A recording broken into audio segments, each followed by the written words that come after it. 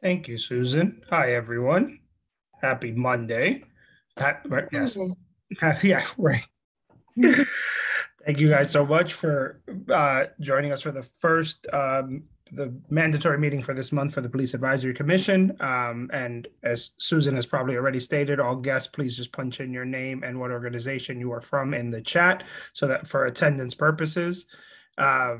We have a special last minute guest joining us today because Council President Gabe Albornoz saw that we were going to discuss the appropriations that you all are aware of, and he figured that it makes sense for him to join us to answer some of our questions. But before we go to him, let's get the logistical stuff out of the way.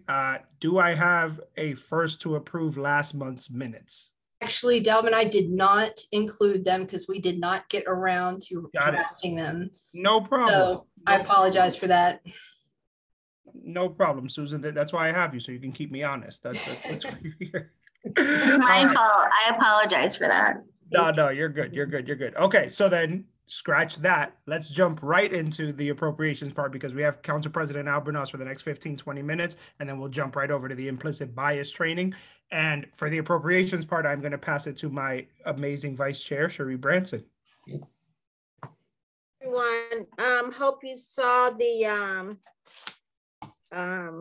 appropriations supplemental that we're talking about. It's about $731,000 for the police. It lists 4 different items. When I saw it, I had 431, excuse me.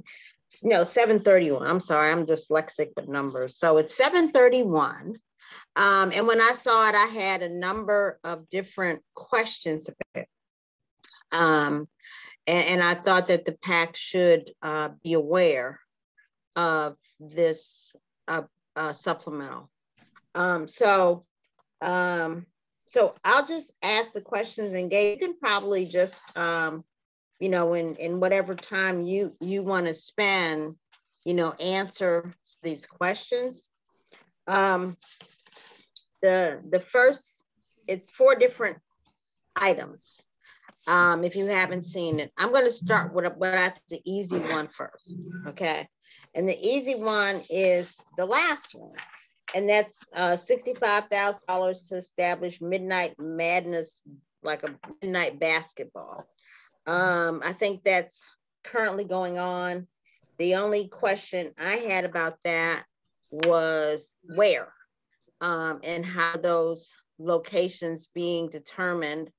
There's a mention of the Police Foundation working with the Department of Recreation as well as the MCPD. And so I wanted to understand how those resources were being divided between those 3 groups. What's the breakdown? How does this all work out? That's the 4th one. The 3rd one is $37,000 for family and youth violence prevention.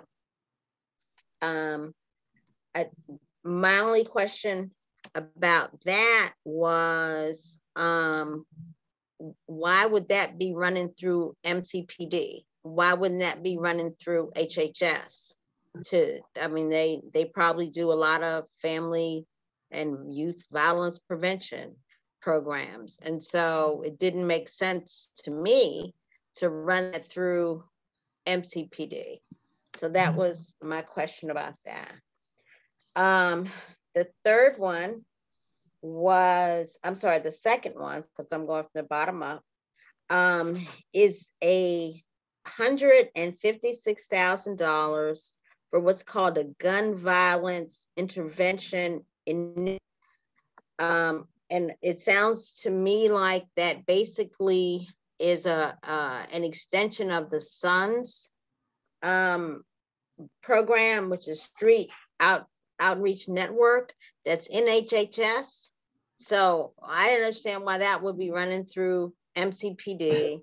But I think what really sort of caught my attention on that was that one of the components in this is a provision to hire 2 hospital navigator positions at suburban hospital.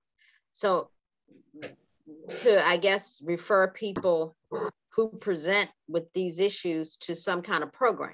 So I didn't understand why suburban had been pre-selected. And I didn't understand, you know, what the criteria for that selection would be, because, you know, I don't know how much gang and gang-related violence situations suburban hospitals necessarily encountering. There might be some other hospitals that encounter more of it. And the first one is the one that to me is sort of the big ticket. It's $471,000 for to create a violent crime information center. The description was a little general. It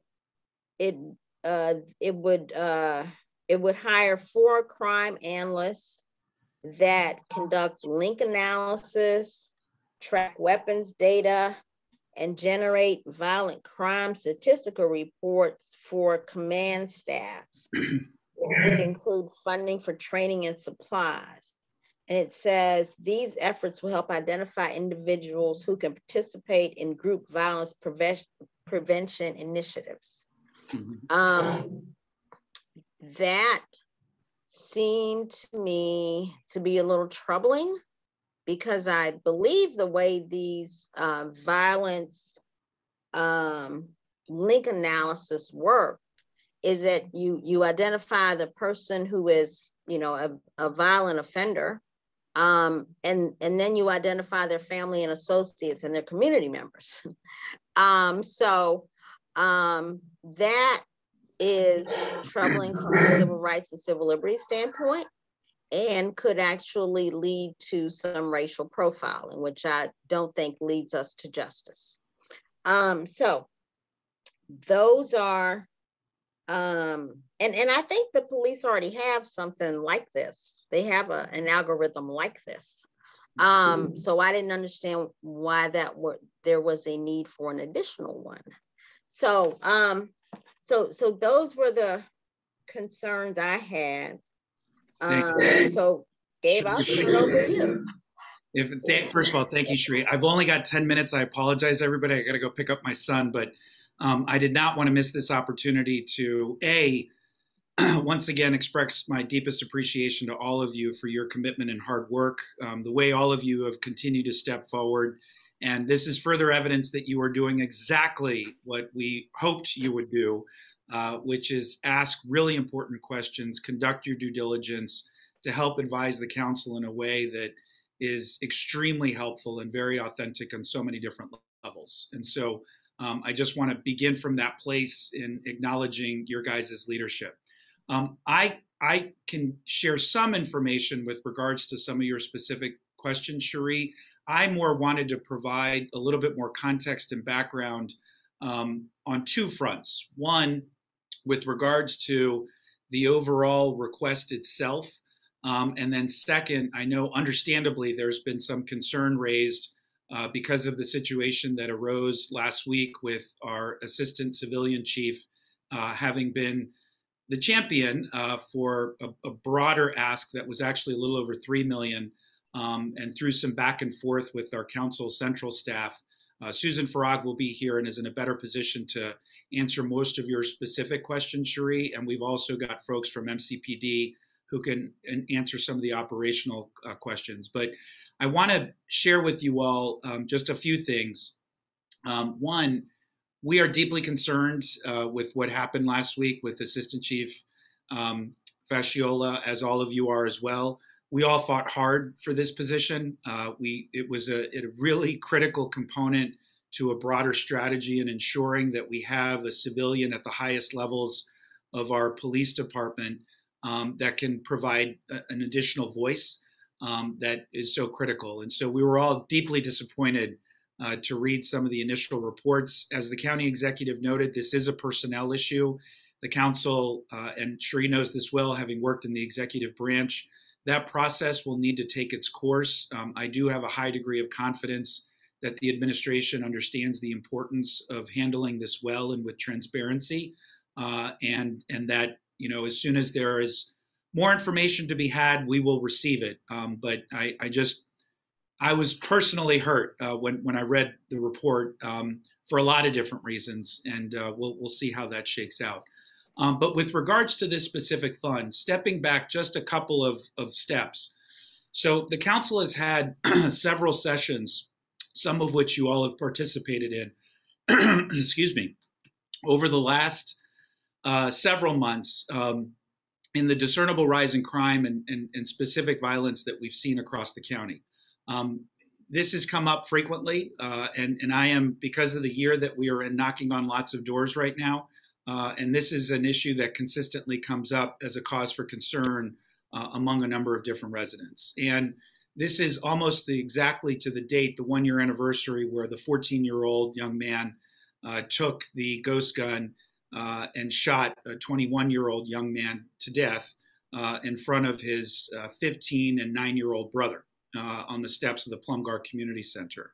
And just this past week, there was a student that was arrested for bringing a loaded ghost gun to an MCPS school. And of course, we had the incident at Magruder. That's in line with, and those are some of the more high profile incidences, but I've been in the youth development field for over 20 years, and friends of mine like Luis Cardona, who've been in it even longer than me, and a lot of the community-based organizations and faith-based organizations that work directly with youth and mentoring are deeply concerned about the trends that we're seeing and the level of violence that has spiked. Most of these crimes are being committed by youth under the age of 24. And there have been several community meetings that have been held by homeowners and civic associations in different communities, particularly around downtown Silver Spring, that have expressed deep concern and a real uneasiness on sort of what's transpiring. And so the council asked Montgomery County Police for a plan for enhanced coverage, especially going into the summer when, as a naturally occurring data point, crime tends to rise in the summer. Often as youth are not involved in as many programs or services or activities. And we are still, I'll be candid, recovering in terms of the programs and services that were eliminated during the pandemic and that we are working to bring back. The Recreation Department is working overtime with the Department of Health and Human Services. I attended the first Summer of Peace event led by the Street Outreach Network this Friday at the White Oak Community Center. It was packed. It was great. They were offering free haircuts. There was great food, and lots of youth came out, which was outstanding, exactly what we wanted. But I'll be very candid. I am very concerned, as I'm sure all of you are as well, about what's coming this summer. And so these particular requests, these particular line items are an attempt by MCPD to help address the specific request that was made forward by the council and the county executive as well, to see what additional steps we can take to curb some of the violence before it gets to a point of no return. And so I can answer just a couple of the questions, Cherie, and Susan will be able to answer more, and MCPD will be able to answer more on top of that. But the reason Suburban Hospital was selected was because it's the trauma center for the county. It's where all the gun victims go and are medevaced to and taken to, because they have a shock trauma center that is more prepared for gun violence. I actually took a tour of that shock trauma center on Thursday, and it is extraordinary. I think as a field trip, I think it would be valuable for some or as many of you as can go to take a tour of that facility. They actually, I learned on that trip, have reams of data on gun violence in Montgomery County that we're going to work on sharing with our Office of Legislative Oversight, because there's a lot of information that is not being uniformly tracked. And with regards to the partnership and engagement, the Montgomery County Police Department and Park Police have had a long-standing partnership with the Recreation Department dating back, years. And I can speak in the first person about how effective that partnership has been when it's working well, to help make sure that we provide additional levels of support for youth to be able to come out and participate in a productive activity where they will feel more safe. And unfortunately, given the circumstances that we are finding, there are many parents who are keeping their kids at home and not allowing them to go out, particularly at night, because they're worried about them getting into trouble or violence. And so we're trying to create a time and space through things like the Midnight Basketball League. The rec department itself is providing futsal programs, which is a form of indoor soccer. Actually, a side story, that's where I tore my Achilles 5 years ago, playing futsal in an indoor soccer league, a midnight soccer league, with a number of youth in the Long Branch community. But these programs, they're not about racial profiling. They are not about unduly gathering information. They are truly, the intention is to create a safe time and place for people to be able to come out. There is often very positive communication, as there was at the Summer of Peace event on Friday night in White Oak. I saw it with my own two eyes. Officers positively engaging with, literally dancing with students and youth in the community. And at the beginning, there weren't very many people. I stayed for about an hour and a half. By the end of the event, it was packed. People were tweeting each other and posting it on social media, and more and more people started to show up as the event was wrapping up. So that's the intention of these particular funds, and literally at the request of the council. And this was the proposal that MCPD brought back to us. And I understand the very legitimate questions you all have. What I have requested for our session tomorrow is that Dr. Stoddard, Chief Jones, and the representatives from MCPD who are going to be charged with carrying out or overseeing these programs be available for the council to be able to ask questions directly, because we will have many of the same questions you all have. But from the outside looking in, because of the urgency before us, and because I do think it's important for us to, and I know we are trying to build back trust, which is so critically important, and you can certainly argue has been decaying for too long. There is clear evidence, in my opinion, that MCPD is at least attempting to help address some of these issues before they get completely out of hand. And I'll end with this thought. This summer has a lot of parallels to the summer in 2010. That was the summer that County Executive Leggett actually seriously considered instituting a curfew for youth because there had been a Summer of Peace concert on Veterans Plaza that resulted in a shooting, and a young man from the Philippines who was a graduating senior from Blair High School, he had just graduated from Blair High School, was killed that night, immediately after that event was over, just a block over from Veterans Plaza, in front of all of his friends. So I think we're trying to do everything we can to prevent that. And there's also been some concern expressed by some of my colleagues, why are we using ARPA funds for this? Because those are one-time funds. It's a legitimate question, but the funds are there. And this is also a way for us to build on some of the existing infrastructure. And I readily believe that these programs have merit, and I'm hopeful, I'm literally praying that they will help, along with a concerted effort led by the community, collaboratively in an authentic way.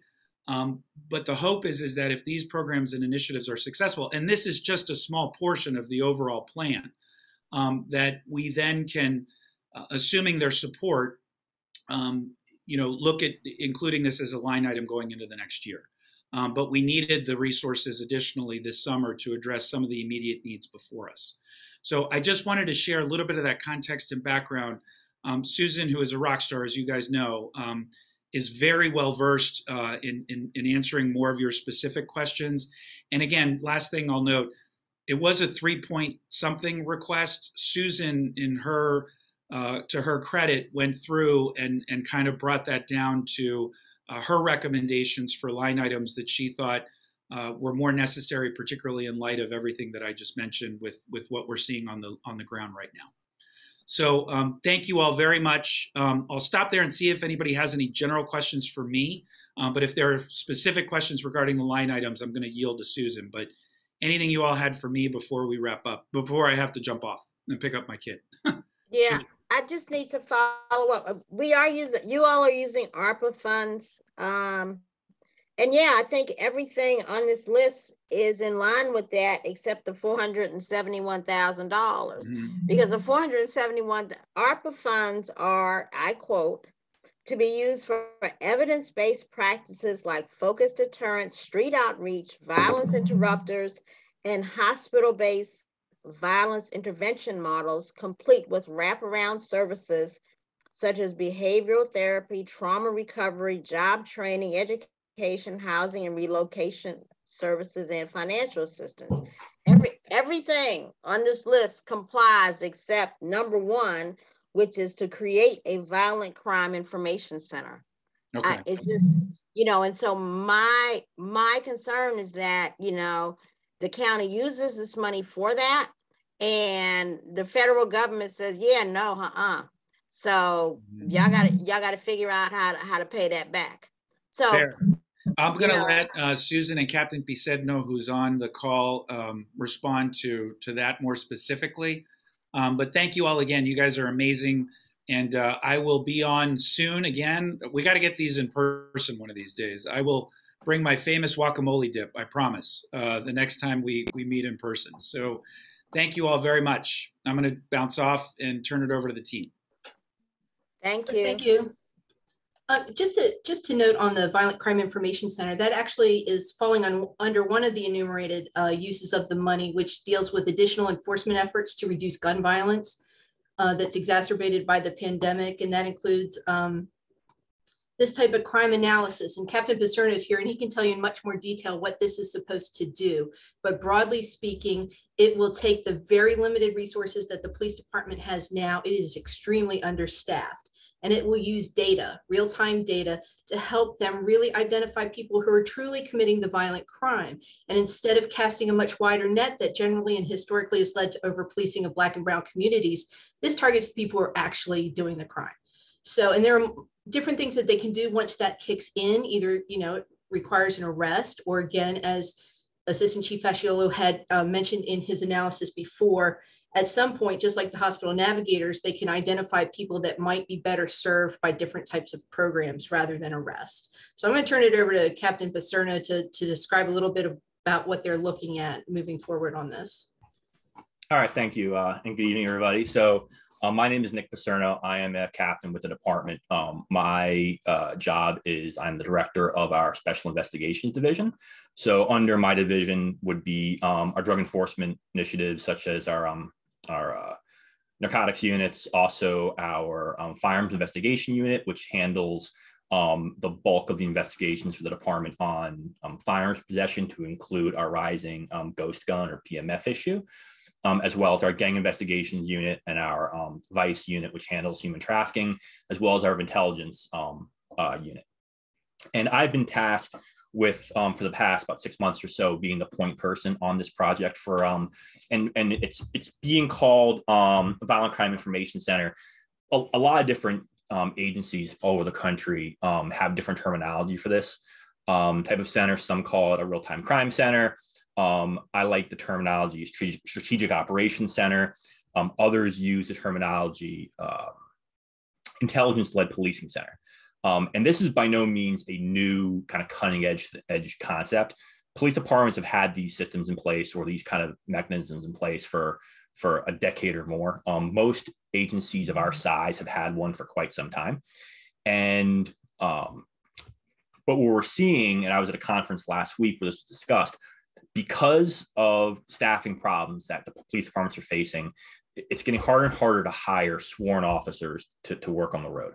So by having these centers, and I'll explain what they do in a second, but they create a force multiplier for officers in the street, so that things that can be done in the back end by non-sworn officers in terms of intelligence gathering, data gathering, research can be done as officers and investigators respond to the scene. The bulk of my career as a detective was spent in our homicide unit.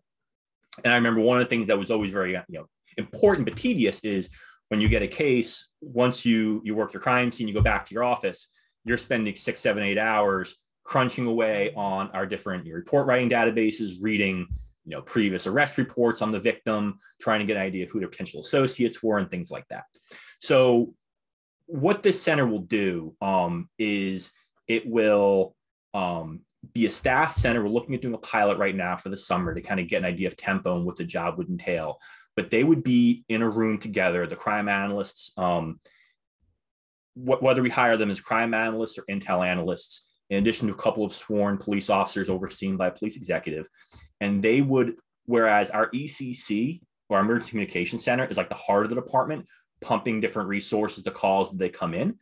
The Violent Crime Information Center is going to be more of the brain of the agency, tracking trends county-wide to see what's happening all over the county, moving resources to appropriately deal with those issues, tracking calls for service and manpower allocations to see, like, all right, one district right now is very, very slow. We can move resources to another district that's a little busier because we're short resources. But also, when crimes happen, they can be proactive in conducting the research of those crimes to try to determine, all right, well, who's involved? If you have a victim, what's their history look like? Who their associates look like? Does this person involved in any other investigations, both in the county and with our regional partners? And we discussed link analysis before. And what in our space, what link analysis really means is it's not so much looking at like associates and community members. It's looking at crimes and seeing what other crimes have overlap countywide with those same factors, both in terms of crimes with their MOs. So potentially, a strong arm or a carjacking, for example, and you have two suspects that fit a certain description. Well, what other crimes have happened in the county that have overlay of those two different factors to see, like, all right, what other crimes could that person be tied into? Also, we'll do link analysis for suspects. Or one of the best examples I can give of that is firearms possession, right?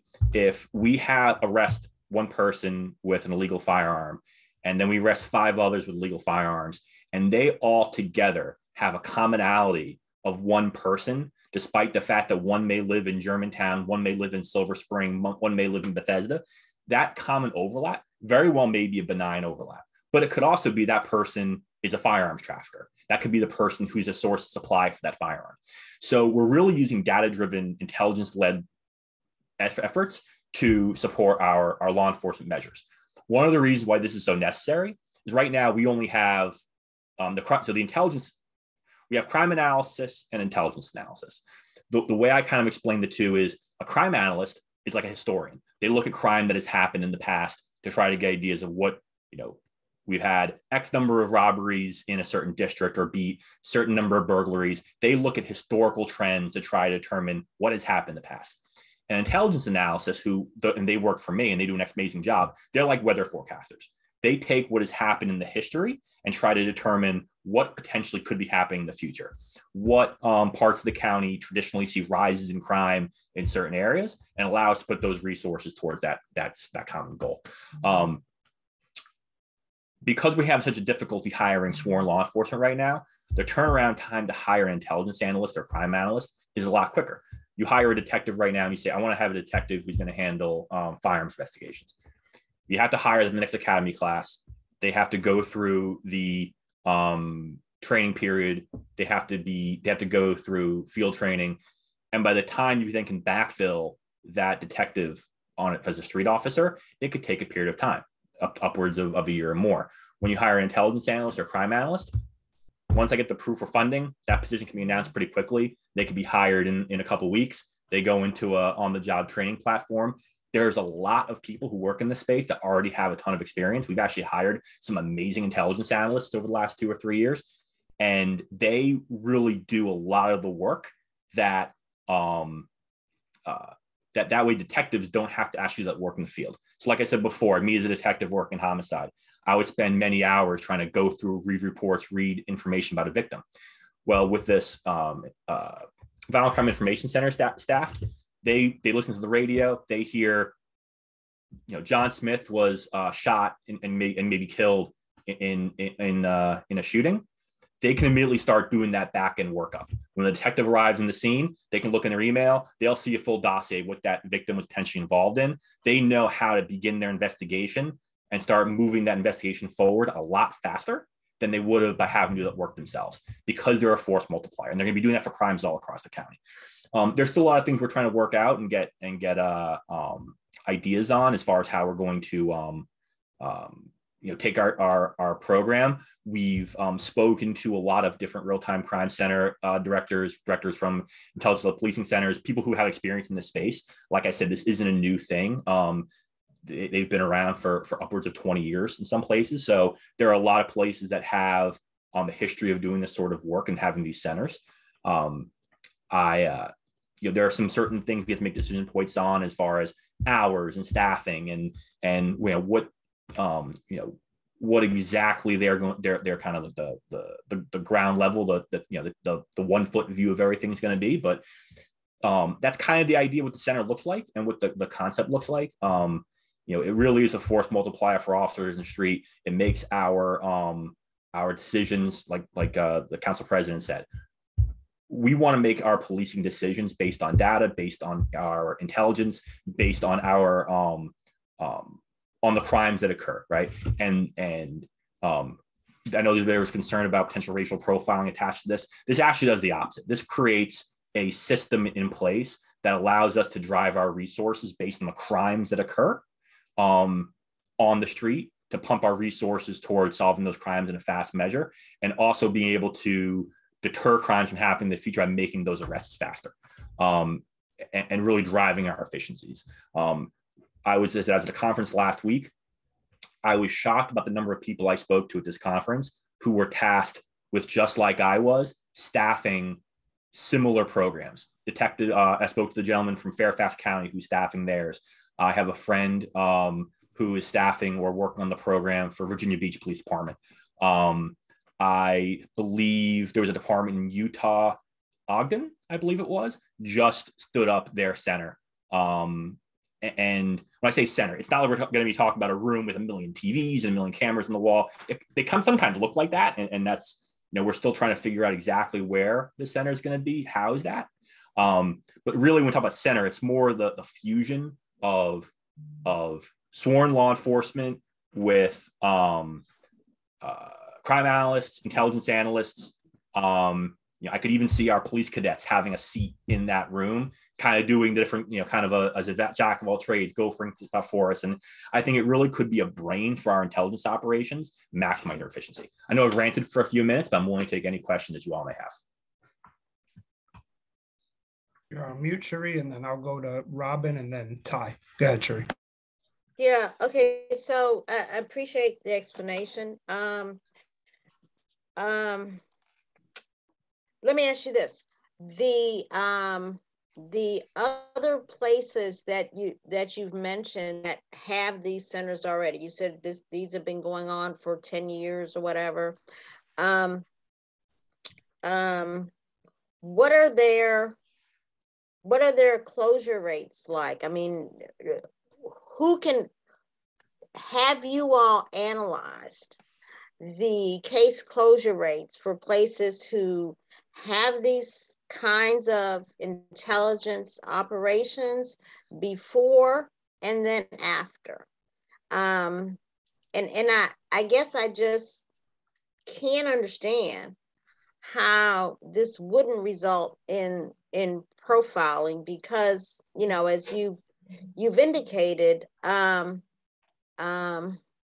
gathering information about people's known associates and all that in the big old computer is going to be a part of this. But anyway, so if you could tell me, that would be really great to know, if you all have done an analysis of before and after in other jurisdictions that have employed this kind of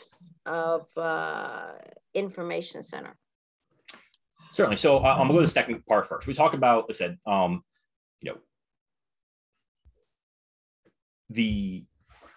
I talk about known associates, right? The known associates are factual, right? Like if we have a suspect either, like I said, we pull somebody over, my detectives, they find somebody who had a ghost gun, they find somebody who was a human trafficker, whatever the case may be.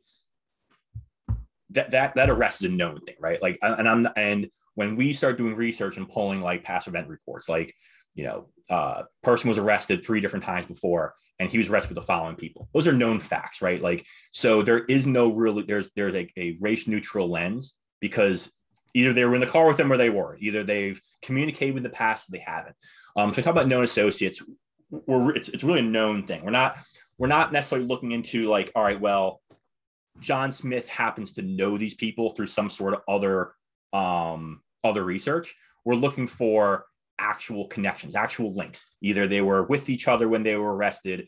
One may have been a victim, like, let's say, for example, John Smith was shot. Well, last week, there was a fight at a bar, and John Smith was the suspect.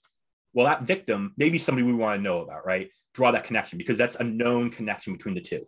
Race is irrelevant in that equation. It's 2 known interactions. So we don't look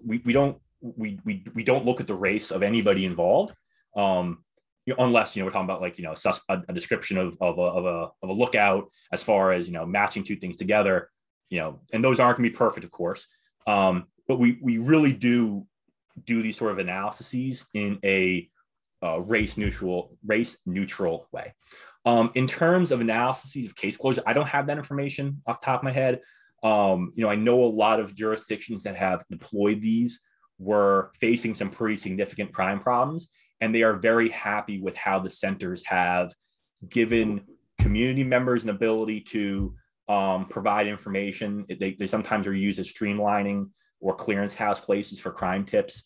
I don't have any information about like case closure rates, but like if I find anything like that, I can certainly give it to Ms. Farag so she can pass it along.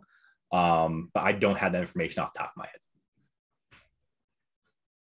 Robin, I'll go to you, and then Ty, and then we'll wrap. Everybody else who has any follow-up questions, I put in the chat to just email them to Susan, Carolyn, Sherry, and myself, and then we'll get them over to the council, because I know there's a lot of questions that we would want answered, and we don't have time to do that and get to the implicit bias training. So Robin and Ty, and then we'll wrap. Yeah, actually, there are 2 follow-ups to both of Sherry's questions, which I thought were very good. So the first question is, have you investigated or sort of drawn on what you know to be best practices in designing this? If there are a bunch of police departments that are further down the road, and by the way, I'm leaning positively towards this thing. I'm not, but I would want to make sure that you're pulling in the best information you can from those who are further down the road. And Sherry's question about whether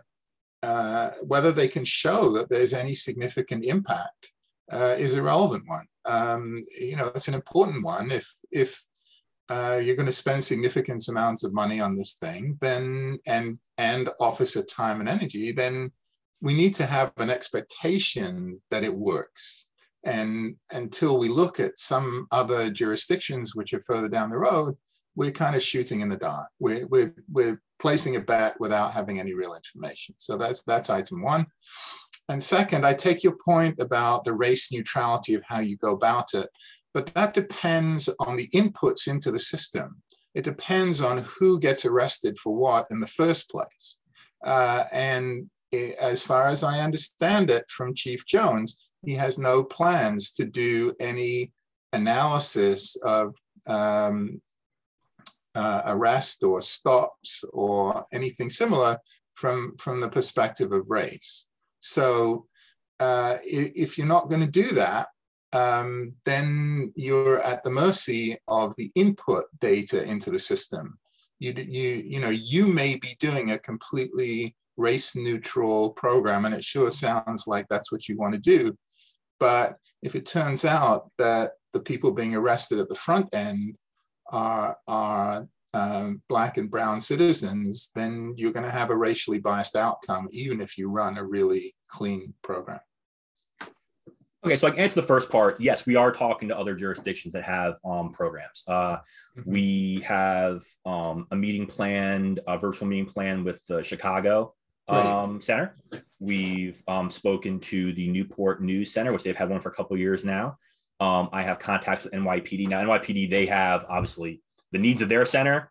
I mean, they could have 4 or 5 of them. And, you know, I always look at them as being like, all right, well, that's the high, like, you're not going to do NYPD in this space, right? And no. Just ask them, they'll tell you. But really, like, I've talked to some people who are there who kind of give me some ideas of like, all right, well, you're never going to be able to do X, you're never going to be able to do Y. I've spoken to, I have a good contact with the California Fusion Centers Association, who's put me in contact with a bunch of other jurisdictions that have centers. So we've talked to a lot. We're trying to talk to as many as we possibly can. I think we also plan to speak to Newark and Elizabeth, New Jersey, I believe is in the short term as well. Really, the biggest thing we're learning from these other jurisdictions, interestingly enough, I'm glad you brought this up, is, you know, unless you're talking about a New York City or like a Newark, crime peaks, you know, there's not always going to be an event occurring that requires the analysis work, right? Like, there's not going to be an active shooting investigation or a stabbing investigation or a robbery. Thankfully, there are lulls, and there's busy times and there's lulls, right? And what you're doing during those lull times. And what some jurisdictions do is they staff their center strictly with sworn law enforcement. And when those law enforcement officers aren't working an active event or active series of events, they're either working on cold cases or they're working on background investigations. Others, and this is probably more what we're leaning towards, is they're going to be the analysts will be working on either their case analysis or their intelligence analysis. So they will go into a when an event occurs, they'll kind of change roles into working the active event. When they're not an active event, they're going to work previous cases, previous analyses, and I think that's probably the thing we're definitely getting a lot of information from these other jurisdictions. Like I said, the places we've spoken to are very happy with the results of their centers. They've, it's for them, it'd almost be like for us not having an ECC anymore and having to take the phone call ourselves. Like, they've become so reliant on using that center's intelligence to drive their policing decisions that they couldn't imagine doing life without them. I think in this, with the direction given from council, direction given from the county executive's office, I've been a police officer now for 20 years. My goal is always going to be to prevent crime from happening. When it does happen, try to find who did it.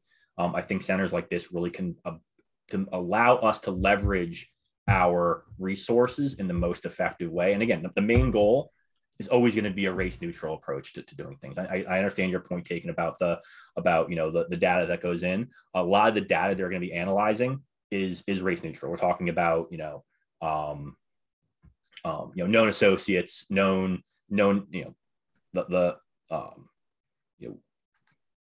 taking kind of known quantities, but your points were very well taken. I think that's the same issues that every other center across the country is going to be dealing with.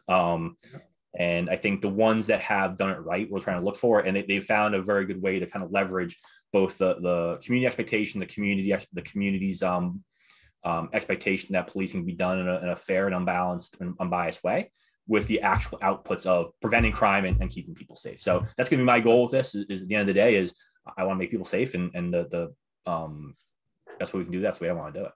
Thank you. Well, Captain Paserno, the question that I had for you, and this is coming from someone who worked in intelligence for a number of years. Not only did I work in it, I used to teach it at the academy. I will tell you this, my concern is, first of all, I recognize the importance of having, such a unit that collects this information, because it saves a lot in terms of man hours, because as you so well point out, It reduces the amount of time that the officers that are working have to sift through information in order to put together a dossier or what have you. I agree with that. My concern, though, is more so about the intelligence issue where you're collecting data. And anytime you're collecting data and you're collecting data of associates, and then you take that information and you house it. And what can be very precarious here is that you begin to house information about people who may be casual acquaintances of people who are involved in crime, unbeknownst to them. So because they are casual associates, they get their information collected and housed in these centers, and then all of a sudden they get stopped for, a traffic violation or something of that nature, and then somehow this information comes to light that they're associated with these people who are nefariously involved in a lot of activity. So my question to you would be this: have you all looked at this thing from the perspective of how long, once you do collect data, that you're going to house that data when you determine someone is either a part of or not a part of a given investigation that you're conducting? In the federal government, we had to discard that information after a certain amount of time if we could show no legal cause to maintain it. So that's one of the most important things, if this thing comes to fruition, that we need to take into consideration. Certainly. So I do want to kind of clarify real quickly when I talk about associates, right? What data points we're looking at to determine known associates. No one has any intention on housing any data that is outside of what we already collect, right? We're not going to be housing any additional data. We're not going to be collecting any additional data. What we're really trying to do is have a more efficient way of, when I say looking at known associates, more looking at known criminal associates, people who have been arrested with other people who have been part of previous criminal acts. But how are you going to know, pardon me, Captain, how are you going to know if you haven't investigated for enough to determine if someone is associated or not associated with a group that is involved in nefarious activity? How would you know unless you investigate further enough to find out? Right. So keep in mind, we're looking at this data. We're not looking at this data to determine whether or not somebody is an associate of somebody or not. What we're trying to do is determine who committed a certain crime. So when we find that two people, and again, when I talk about what the center is going to be doing, this sort of analysis is a microcosm or a very small component of what they're going to be doing, what they're going to be looking at. All this really is doing is putting the onus for this particular element off the investigator and just trying to give a more succinct picture to the investigator before they get to the scene, as opposed to doing it later on. It's no different than what I would have been doing as a detective. I have a victim of a crime. I start looking at previous reports that have that person's information in them. We've been doing that in law enforcement for 50, 60, 70 years now, trying to figure out, like, all right, well, what other times has the victim or the potential suspect been arrested? Who else were they with at the time of their arrest? That may be very benign. So if you were with somebody in the past and it was just you were a casual acquaintance of them, it's probably going to be a benign thing. But if we start noticing patterns in that behavior, patterns of known associates, that could create a situation where we know that somebody potentially could involve a kind of a criminal organization. But that's not going to drive us to make any law enforcement decisions. All that's doing is giving information for the detective to be able to kind of look at these circumstances and say, all right, well, this is going to be relevant for the case that I'm working. It very well may not be, right? However, most times we know violent crimes are committed by people who know each other. That's both for domestic homicides. Every murder I ever worked, with the exception of one, the victim and the suspect knew each other beforehand. Either it was domestic related or it was they were co-conspirators. I'll just tell you, Captain, I can appreciate what you're saying, but I'm going to need more clarification on that, because I think that's critical, because that means each and every one of us that are sitting here right now, if we have a casual associate that's involved in some kind of activity that you consider criminal and somehow they associate with us on a regular basis, our names or associations may very well be placed in these files with no end date in terms of when they're going to be discarded. So we really need to dig into that and see about getting more clarification as to exactly what the procedures are going to be that governs that. Certainly, I guess I don't fully understand the question then, to the point of how would I have, if you were an associate of somebody with criminal activity in the past, how would I know that? Unless they were either with you at the time of an arrest. Like, we don't just call information about who your associates are. We call information about crimes that have occurred and incidents that have occurred. So I guess I'm a little confused as to how I would tie you to somebody else without there being an incident to tie the two of you together to. Well, when I did investigations, when we came across a case, we did the cases via process of elimination. In other words, if I came across a guy that was counterfeiting money, for example, and he had certain associates, people that I saw, it was our goal to find out who they were. Why? Because we don't know if they're involved in some kind of way as in operationally with the person that we're focused on or not. There has to be a process of elimination of associates. So if you're gonna, I'm not so concerned about you collecting data initially on people that known criminals are associated with. My concern is the retention of that data after you've eliminated them pretty much as being a part of whatever nefarious activity that's going on. So I'm more concerned about you, go ahead, do your investigation, that's legitimate. But at the same time, have some process of eliminating average citizens who are not involved in anything to ensure that their names do not reappear in criminal investigations simply because they knew somebody that was involved in a crime. So here's what we'll do. Sorry, Captain. Ty, it's a really good question, and I don't think we have enough time for us to dig into it right now. But it's a question that we should dig into. So, Ty, just so I guess one more point, and then I'll pass it along, and I'll work with Ms. Farrar to get you to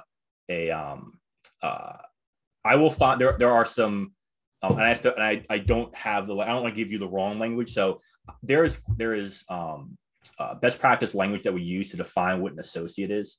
I will get that language for you, and I'll get to Ms. Frog so she can distribute it. We have retention periods that are required by law, by department policy, how long we keep certain data and certain records. That's already been established. I don't have those off the top of my head. It's just something I'm just never having been familiar with in the past. So I will get that information for you, and I'll get Ms. Ross so she has it for you. Appreciate it. Perfect. Thank you. And thank you, Ty, for that important question. Okay, so here's what we're going to do. All commissioners, all questions, email them to Cherie, Susan, Carolyn, and myself by tomorrow morning. We'll get them over to the council, and then we'll come up with a game plan as to how we're going to verify that this is how it's being implemented, right? Because policy is policy, implementation is something else, right? Susan, can we go to the MPD representatives who are going to make the implicit bias training presentation, please? Yes, we've got several here today. I'll let them introduce themselves because I'm not sure who's speaking on which piece. Hi, Captain Dom. How are you? I'll go to you first. I'm great. How's everybody else? So, Susan, I'm here. I know that Sergeant Brewer is here as well. She may or may not be available. Captain Clark is also here to speak to this particular topic, but I would like to quickly give just an overview of what fair and impartial policing is, some common definitions. I'm going to apologize because it's bedtime in my house, so you may hear some loud children. There may be some screaming. There may, who knows? I have a 5-year-old and a 12-year-old. I have no control at this point. My husband's in charge upstairs, so I apologize in advance. But I want to talk a little bit about what we teach, what implicit bias is, what implicit bias isn't, and the science behind what we do, how we teach, and why we teach it. So to begin with, I just want to put out there, I've been teaching implicit bias today. I will teach implicit bias again tomorrow. to the recruit class. So this has definitely been like all consuming of what I've done in the last couple of days, but I want to show you something really quickly. This is the curriculum related to recruit implicit bias trainings. This is about a 3-inch long binder or a 3-inch binder. You can kind of see there's multiple slides, a whole lot of science stuck in here. So it's a lot.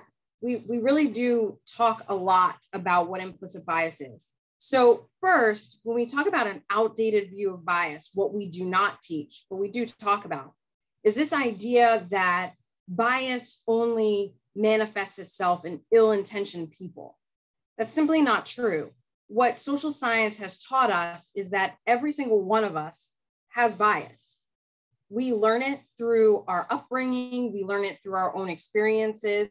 What it really refers to is the attitudes, the stereotypes that impact our understanding, our actions, our decisions in an unconscious manner. It's not deliberate. It's not even ill-intentioned, but all people have bias. That's just the way the human brain fills in information that it doesn't know. When we look at social science, we learn at things like, if anyone has read Malcolm Gladwell, and if you haven't, he's fabulous. It can be a little bit dry, but super interesting. He wrote this book called Blank Response. And what I asked the recruits is, have you ever met anyone that you knew nothing about? And everybody pretty much has to say, yeah, I have met someone that I've never known anything about. We've all had that experience. That's called an ambiguous stimuli. It's an unknown factor. And your brain will fill in that information, again, human nature, based on its past experiences. When we talk about the way that our brain works, we have two systems, right? We have the logical system, the intuitive system, we have fast responses, we have slow responses. Our brain, if you put your hand on a hot stove, your brain's immediately going to say, oh, snap, that's hot. I'm going to move my hand. That's a pretty quick response. That's one part of your brain. Now, there's another part of your brain that's a little bit more intuitive. That's that spidey sense of sometimes when you're walking down a deserted street at night, and all of a sudden the hairs on the back of your neck stand up and say, I am in danger and I need to do something differently. That's a different side of your brain. So one way that our brains fill in ambiguous stimuli or information that we don't know, that blank space, is through stereotypes.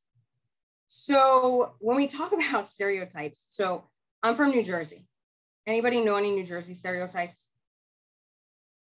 A couple, right? You might have heard that New Jersey is loud, obnoxious, and we don't know how to pump our own gas. I'm going to tell you a couple things. There's a few people here who know me. They would probably characterize me as loud. My FTO had to teach me how to pump gas when I came here, despite having lived in the DC area since 1999. The thing is, some stereotypes are true. And it's one way that our brain fills in this information, right? We learn these stereotypes from our parents, from our families, from our churches, from other people that we know, and even things that we've observed in our own communities. We link people to these stereotypes, and that's the way that our brain forms these associations. We're humans. Our brain's nature is not to do things the difficult way, right? We want to do things the easiest way possible, which is why we use these stereotypes to fill in this ambiguous information. So when we talk to the kids about, and I'll refer to them as kids, I think of them as kids, they're police recruits, they're grown-ups, but we teach them, we really specifically focus on the 4 main types of bias in this particular curriculum. It's implicit association, attentional bias, confirmation bias, and we/they bias. So implicit association, that's really breaks down to how we have been conditioned to create really stereotypes, links between people, links and understandings about groups of people. When we talk about attentional bias, that's who we pay attention to. If y'all can, a little bit later tonight, maybe watch, it's called The Invisible Gorilla. It's a little movie and it'll take you maybe 2 minutes, and it's a great, and I don't want to give it away because if I give it away, like it's almost like y'all are cheating through it, but it really explains very succinctly how and why our brains are primed to pay attention to certain things. So the invisible gorilla, it's fabulous. You'll get it really fast. Confirmation bias. It's easy for us to seek out and accept information that we already think is true, right? Again, it goes back to what's easiest for our brains. And when we talk about we-they bias, all y'all have been a kid, you know about we-they bias. If you've ever seen the movie Mean Girls, you know all about we-they bias. But what's really interesting is there's this social scientist, her name is Susan Fiske, and she put humans into an MRI machine that showed the way that we react to other people. And she put people in the machine, she would show them people that looked like them, and certain parts of the brain would light up. And when she showed people pictures of homeless people specifically, those same parts of the brain didn't light up.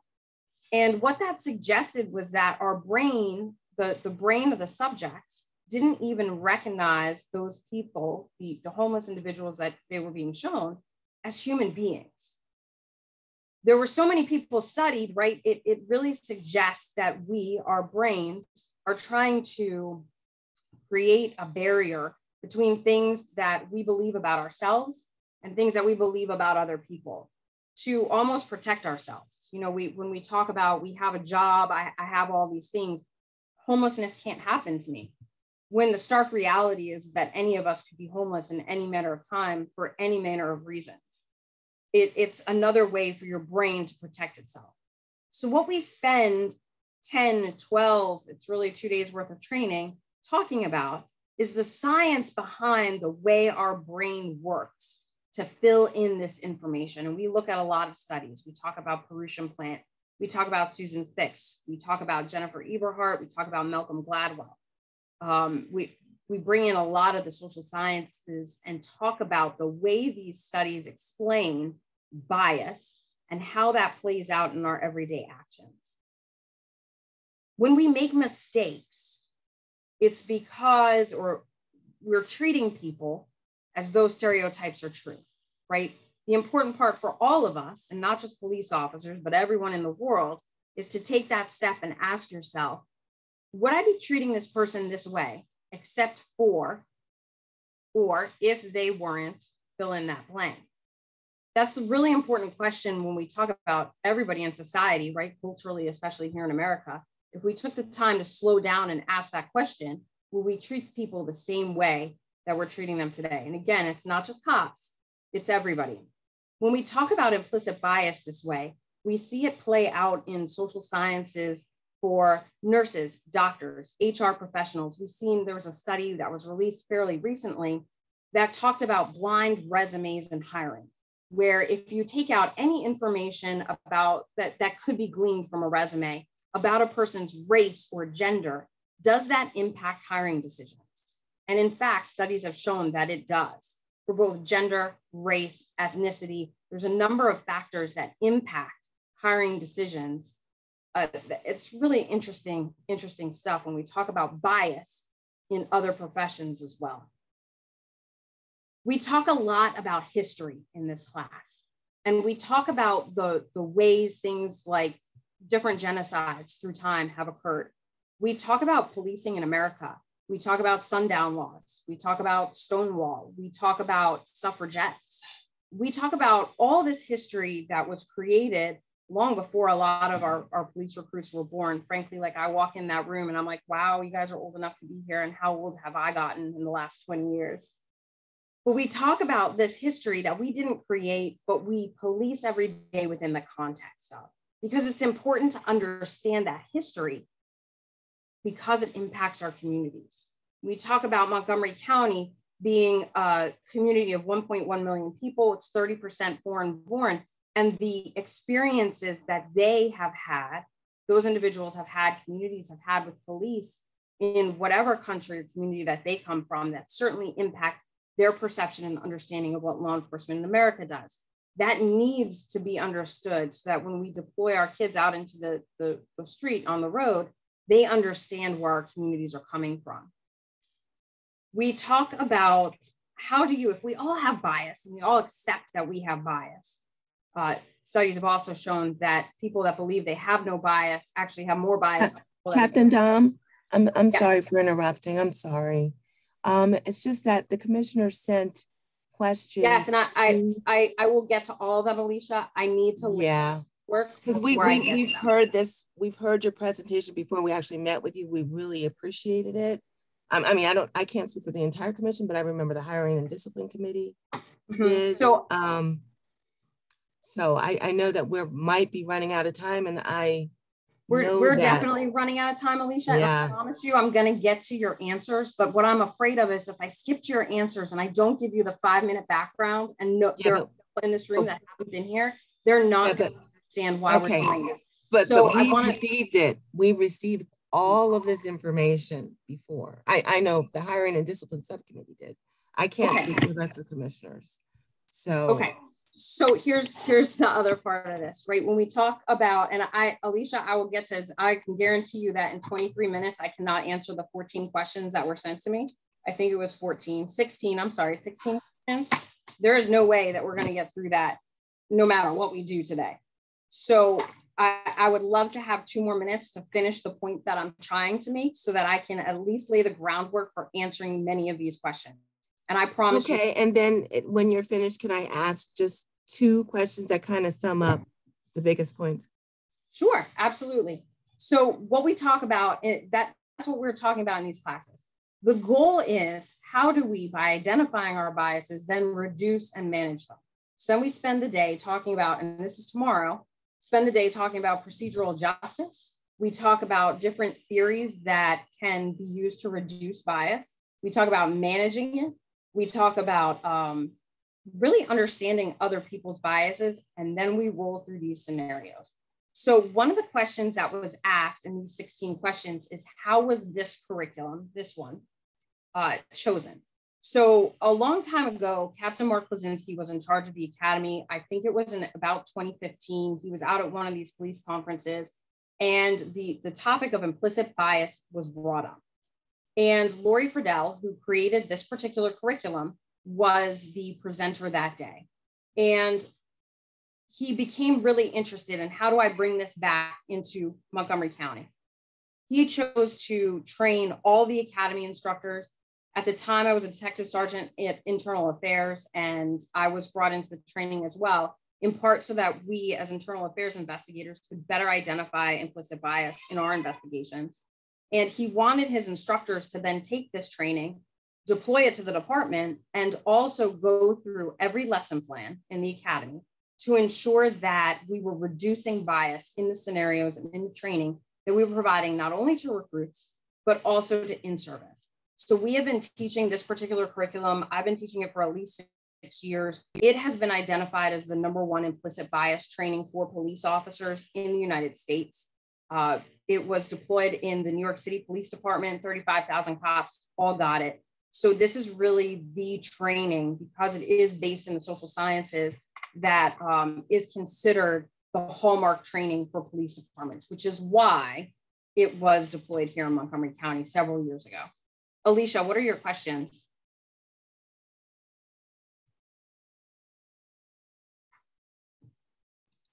Apologies. So there were 2 that I put in the chat, and that's kind of just summing up the many questions that we gave. One of which was asked by one of the commissioners regarding, how do you assess the efficacy or the effectiveness of Montgomery County's police department's implicit bias training? Because we've seen that there is difficulty in determining whether the implicit bias training is working in a number of other jurisdictions. So how are you assessing that? And then my other question was, has there been a testing instrument developed yet? Because the MPAA is calling for an implicit bias test instrument. Has that been developed, or is that underway for the officers? So there's a couple things. Yeah. When we talk about bias testing, again, there's not a human on earth that doesn't have some form of implicit bias. And I'm sure that some of you, maybe all of you, have taken some of the implicit bias testing that's available online. here's the thing. It's wildly unpredictable.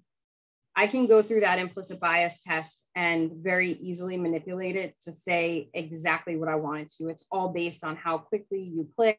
If I get distracted by a kid or something else happens, that's going to impact that score. To my knowledge, and again, like I just spoke with Dr. Lori Friedel last week, to our knowledge, there's been no accurate instrument developed worldwide, period, to identify implicit bias accurately.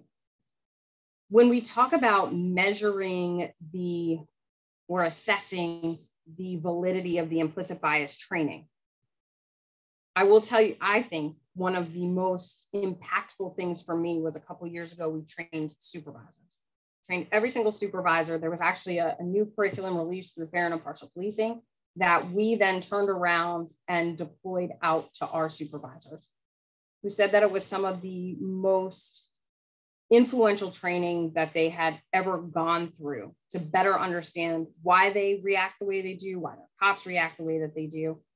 The truth is, this kind of training is very difficult to measure the efficacy of, given the understanding that there's no valid test for pretesting. So it's not like math, right? I can go through and take calculus and know that I failed that original test. And then I go through the remedial training, and at the end I get a 90. And we know that there is a difference. We understand and can measure the efficacy of that training. Because there's no type of testing to really determine the level of bias or what type of bias somebody holds at the beginning, there's really difficult to determine the efficacy of the training long term. I can tell you that the training from our officers is extraordinarily positive. Beyond that, I think it's really, really difficult to assess.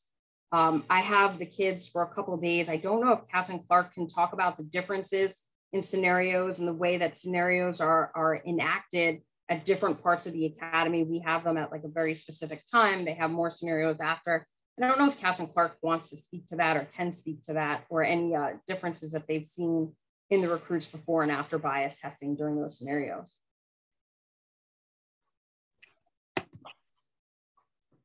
Thank you, Captain Dom.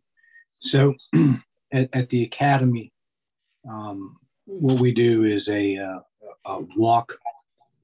crawl, walk, run training construct. So we have done reality-based training. We've done in-classroom training. Captain Dom and her team has come in and has done FIP training, and we're going to build on that.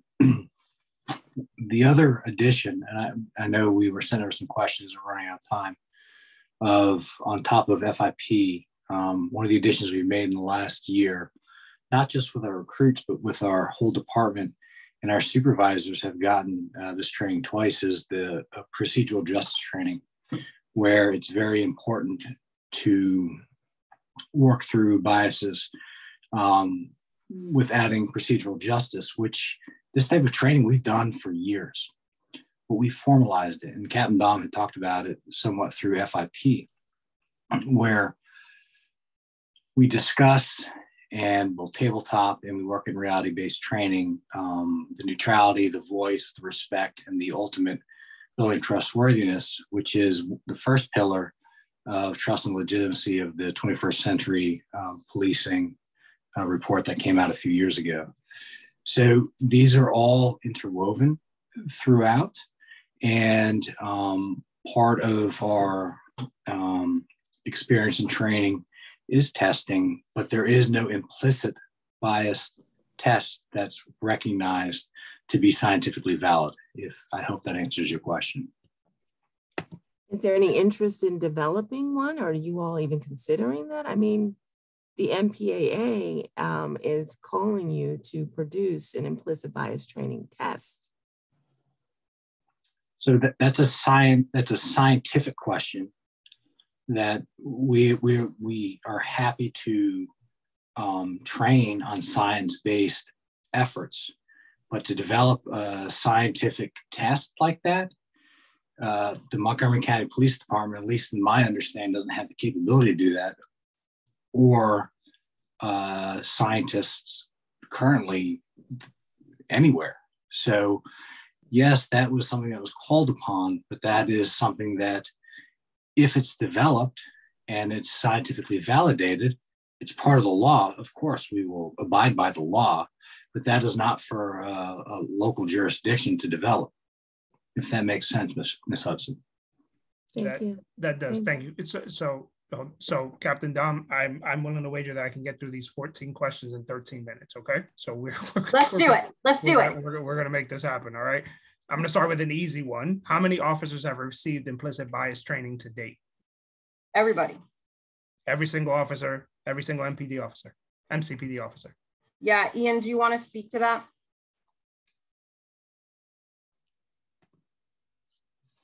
Sure. About I think it was 2014, state mandated bias training every other year. And 2 years ago, CALIA, which is the Commission on Accreditation for Law Enforcement Agencies, mandated that every year bias training, not implicit bias, but bias training was mandated. And of course, we meet that standard. We'll meet it going forward. It's something that's very important, and we encourage and support. Okay. What is the schedule for refresher training? Do officers have to go through refresher training every year? Yes. Okay. In what ways do officers have the opportunity to evaluate or critique the training? So for whether it's our entry level, they don't get a daily critique sheet, but they certainly have opportunities to critique. And we actually have it was created about a year or two ago, a day where they come back and critique our whole academy, which is really important after they graduate the FTO program, after they've had some experience, and say, this is what worked well for us and what didn't. But every half day, full day in service, every training we put on the academy, there are evaluation sheets that are provided for all the students, whether it's executive level, literally from the chief down to the new officer that's going through the training. And it is highly encouraged. These are anonymous sheets. Can't tell handwriting, can't tell anything about that. We don't want a name, we don't want to know, but to have a true evaluation of what each training is so we can improve on what we're doing. So it's every time we have a training, we do that. Building off of that, can you cite a specific example of how the training's been improved in response to evaluation? So I can tell you 2 years ago, there was some critique. We had put, not a critique, we had put on a mental health and resiliency training, and it was very well received for us, for officers. We do so much training for CIT, mental health, first aid for the community, which is so important. But it was asked, why are we not doing this for ourselves? It's so important. So starting this year as part of in-service, we've incorporated mental health mental health and resiliency for us, for all officers. And I have never seen ever such positive response, because if we can't take care of ourselves, it's hard. We can't take care of the community. And this is something as a department we're going to be doing every year moving forward, where we haven't done that before. So absolutely, we've seen that. And that's the whole point of these responses that we want. How have your trainers been trained? Is there certification? Is it renewed on any kind of basis? And I think that might be a question for Sergeant Brewer, but any one of you can take it. So our instructors are required to be at minimum a certification from the state instructor course, and we're actually hosting one right now. And then the topics that they instruct via the state also have a state requirement. And then there's additional training that we as an agency support, like FIP. We support that as an agency. Okay. Is there any certification in implicit bias training specifically? Captain Dom. Yep. So I originally certified however many years ago, 6 years ago. There's biannual every 2 years. Every 2 years we go through recertification as well. Okay. Awesome. Okay.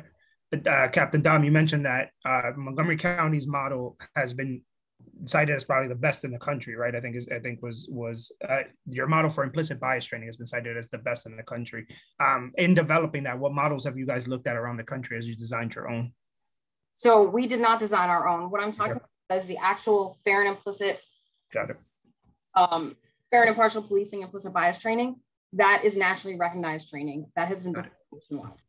Got it. Okay. I apologize for missing. No problem. Okay. What questions are being asked of police recruits during their initial employment interviews? For example, what associations do they have with individuals of ethnic groups? Things like that. What questions are you guys using to try to ensure that you can weed out some stuff that's readily apparent that, like, you know what, this person probably shouldn't be a law enforcement officer? So that's a great question, and it's more appropriately answered by Captain Smith. Correct, from our personnel division, absolutely. Okay. And I can tell you, as a department, we do a thorough background check. So there's more to that, but that's a personnel question. Okay, so we will send it to Captain Smith. Yep. Okay. One of the recommendations from the ELE 4A was there was a recruit training section. And it talked about a lot of the same things that you guys are talking about now, including that the Academy should develop a more robust annual training plan that considers all facets of training. As of right now, you currently have brief training documents that list training mandates, and that this should be updated to a professional training plan. Is there now a professional training plan? And if so, may we get a copy of it? So I think part of the issue is what was observed when ELE 4A came through was, one, they only had a week, and we trained 52 weeks a year. And my understanding is what they saw was like the cheat sheet of what our instructors look at to reference. Hey, we need to do this annually, biannually, triannually. And that's what was produced as a, quote, training document. And that is not a training document. I have a right here, just like in case I get a question about, hey, how often is use of force policy trained? Annually, because there are lines and lines and lines, and there are different schedules of training. So that may be what was referenced. I'm not quite sure what was referenced. I can tell you our lesson plans, entry level, are updated before each class. Reviewed, I'm going to say updated, reviewed at least. Our in-service training is reviewed at least annually, broken down and built up, because there's always developing topics. So it's always changing. So I'm happy to help with that question. I'm just a little confused at where it's going.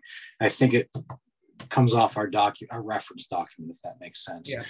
When it says use of force policy on here, there's nothing with it.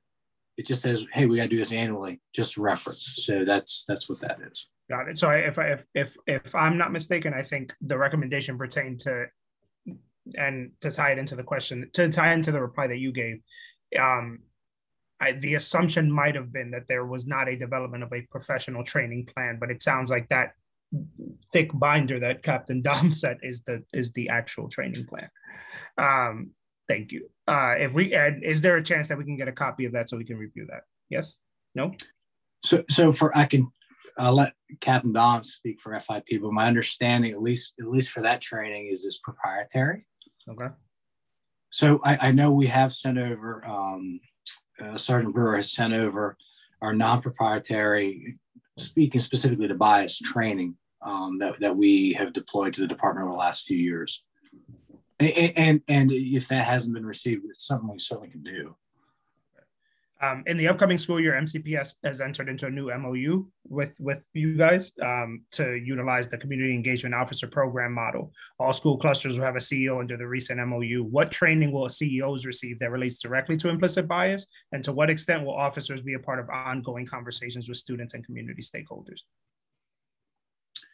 So they will continue to receive the training that we host at the academy. That's at minimum was required annually. So they'll receive the training that officers receive.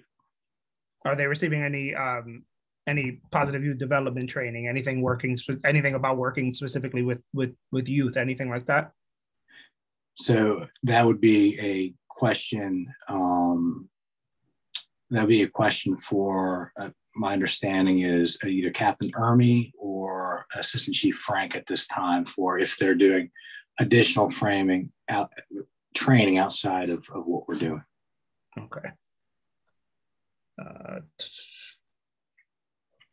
That's actually every question. Eric had a point in the chat that I'd like you to look at. So Eric, so one of the questions from one of our commissioners is, oh, it is not our choice who'd ask to have them directly. Okay, so we'd have to make the request to FIP directly for the training, Sergeant Brewer. Do I understand that correctly? So FIP's training, it's basically like a copyright. So it's like going to the movies and recording it while you're doing it, right? That would be against the law. So the only people that are allowed to teach FIP is FIP certified and recertified instructors. If I lose my recertification or I fail to go, I'm not allowed to teach it anymore. We're not allowed to share the curriculum with anyone that is outside of fair and impartial policing, in part because it's basically copyrighted proprietary material. Got it. Okay. Mr. Ricks, you have your hand up. Yes. Having spent 33 years in corporate America, I never found that we ever really got a test in on implicit bias or biases. We found out that it depends on what the individual feels is the end result. And when I say that, we were not able to, in just thinking through this thing, change biases, but our end goal was to change behaviors. And in doing that, we found that if you could give all the classes, you could take them through everything you want, but the thing that motivated people to change behavior was we found we had to go in and put it in their performance review, which impacted their salaries. And when you get to go in to taking people's money away from them and those kinds of things, then you start changing behaviors. The bias is still there. So when you talk about putting together a test, you can take me in a room and I can probably pass the test just basically by telling you what you want to hear, what I think you want to hear. Okay? But we got to be realistic about this thing. Back in the 60s and 70s and 80s, we were teaching all this kind of stuff before. It ain't changed nothing. We still teaching the same kinds of things now about biases. And so I hope that the end result that we're looking for is to change behaviors, because I don't know if we're going to change biases.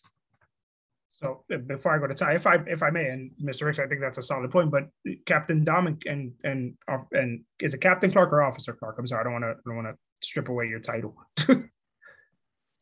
There's fine, but I'm a captain. Thank you. Captain Clark. Okay. It sounds like at least to me that, to your point, Mr. Ricks, that it sounds like even the stuff that they were teaching in the 80s, you're not teaching anymore. You've updated these things to try to get to the root of some of these behavioral changes that we'd like to see, right? So I think in that aspect, at the very least, you've tried to improve what you're teaching officers, right? Yes, Mr. Ricks, you're right. We haven't changed many behaviors yet, but we are trying different things to change those behaviors, it sounds like. So what it's really shown, social science has shown us in the last 10 to 15 years, is this understanding that no matter what we do, all of us, no matter what, are going to have bias. The key is understanding it, identifying it, managing and reducing that. So we teach our recruits how to do that for themselves. That's the biggest difference in the training, as I understand it, as it used to be versus now. You're trying to change behaviors, or at least guide behaviors in the right direction. Same thing. Thank you. Okay. It is 8:01. Sherry, you have your hand up. I'll go to you before we wrap. Real quick, the I think in the chat it was mentioned that a recruit had to have a 70% on these various trainings and whatnot. So what happens if they fail? What happens if they get below 70? What's the corrective action? So thank you. That's a very good question. Appreciate that. So if they score below 70% on a test on a major block of instruction, they get what's called remedial. And there's a certain percent that's allowed by the state for remedial, and then they are allowed to retest. The expectation is that they pass, but if they do not, they cannot continue in the program any further. Captain Clark, how soon after do they have to retest? Like, do they have to wait 3 days? Do they have to wait a week? How soon after can they retest? There is not a set number because there are, I believe, 16 major blocks of instruction. So each one is different between constitutional law, driving. In constitutional law, driving are much different. And it's also working their schedule because their course of instruction has to continue. So it's at the most reasonable, convenient time, if that makes sense. And you also have to get the instructors involved. And so it is relatively soon after. I mean, we're not waiting months because we have to make sure they understand the course of instruction, but we can't have a set time. We have to be consistent, but not set. Okay, thank you for that. Laurie, I think your hand is up, and then Eric, your hand is up. But yeah, well, you have a check mark next to your name, so I don't know if that means your hand is up. Sorry, I meant to press a different button. The department is just going to start reviewing all these tapes from the body cameras. And I'm wondering whether this review of these tapes might be assessing incidences that appear to show bias of any kinds, and whether that kinds of information can be fed back into the training system to give real concrete examples from the work that these people are going to be doing on a day-to-day basis. Yes. Very, very basic, yes. How are you going to do it? It's going to be complicated. So I think that there needs to be a specific plan to do it.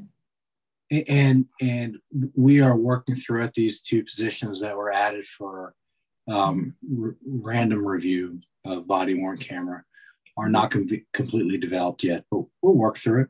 Absolutely. Thank you. Okay. Captain Ermy, we had a CEO question that apparently you might be able to answer for us.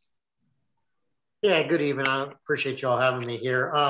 Just real quick, I'm Captain Ermy. I actually oversee our policy and planning division. For the last week or so, I've been the acting assistant chief of the Community Resources Bureau until Chief Jones and the other senior executive leaders through the county and department decide how responsibilities are going to be divided up here for the time being. To answer the question about the CEOs and the training, as Captain Clark said, obviously they're still sworn police officers, so they're still required to participate and take the training that's offered by the department or required through the department or training commission requirements and such. But also, if you remember this year, we created the Community Engagement Officer 2.0 plan, and they redid the MOU. And in that MOU, it sets out training requirements for the CEOs. So for instance, when a CEO is hired into that position, when an officer is selected to fulfill that position, they're required within about 3 months to complete a whole list of training. And it goes anything from juvenile arrest investigations to emergency preparedness, response and critical incidents, childhood and adolescent development training, alcohol, drug awareness, gang awareness, truancy, community and county-based support and outreach resource training. So there's a lot of training that previously, the old SRO program, although they were quite capable, was not always provided. It was a whole different program. When Chief Jones and the other elected leaders and school system sat down to create this new program, they really emphasized the training and qualifications of the CEO to interact with the students and children of the community in a different manner. So not only is that required training for that position, but the MOU also requires biannual training, co-training with the CEOs, MCPS administrators, security staff, and such. And they participate in joint training. And the training deals with stuff that's already highlighted in the MOU that's required, but also different trends and other topics of mutual interest. So if there's a mutual interest amongst the parties involved to do more training of any type, then they will get together and find those resources to provide that training so that everybody involved in that program, from the school administration and the school employees to the police department, are all on the same page when working together to best handle whatever situation is presented involving the students to have a better outcome. So I hope that answers the question, but it is laid out in the new community engagement officer MOU that was signed with MCPS earlier in the year. And Captain, is the training that they would have to, is there anywhere that we can get that? Oh, there we go, Susan. Thank you. You read my mind. Never mind. Yeah. That's everyone. Okay. Do I have any last questions? We're about 8 over right now, so thank you all for being patient. We had a lot to get through, but do I have any last questions that you guys immediately want answered now? If not, we can come together to put together any follow-up questions, and we can send those over as soon as possible. No? Okay. All right. Thank you, MPD, so much for all that information. Thank you for taking the time. I know the meeting kind of got away from us a little bit, but we appreciate your willingness to sit here and chat with us. We will get you guys some follow-up questions within the next week or so. And commissioners, this meeting is adjourned. Thank you. Good night. Good night, Dalvin. Bye, everybody.